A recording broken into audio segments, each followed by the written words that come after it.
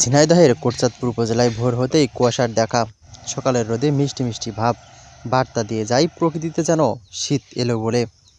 শরতের শেষে হেমন্তে নামছে, এরপরই শীতকাল, কিন্তু গ্রাম বাংলার প্রকৃতি এখন থেকেই জানান দিচ্ছে শীতের আগমনী বার্তা।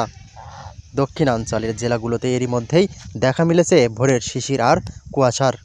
তবে গ্রাম অঞ্চলে দিনভর আবহাওয়া অনেকটাই গরম থাকছে। দিন শেষে গভীর রাত থেকে শুরু হচ্ছে হালকা হিমেল হাওয়া, সঙ্গে নামছে হালকা কুয়াশা। শিশির ভেজা সবুজ ঘাসের উপর ভোরের সূর্য আলো হালকা লালচে রঙের ঝিলিক দেখা গেছে। দূর থেকে দেখলে মনে হয় ঘাসের মাথায় যেন মুক্তোর মতো শিশির কণা জমে আছে। উত্তর অঞ্চলে জনপদের বিভিন্ন এলাকায় সকালের ঘন কুয়াশা জানান দিচ্ছে শীতের আগমনী বার্তা। মধ্যরাত থেকেই কুয়াশা ঝরছে। উপজেলায় দিনে গরম থাকলেও রাতে ও সকালে হালকা শীত অনুভূত হচ্ছে।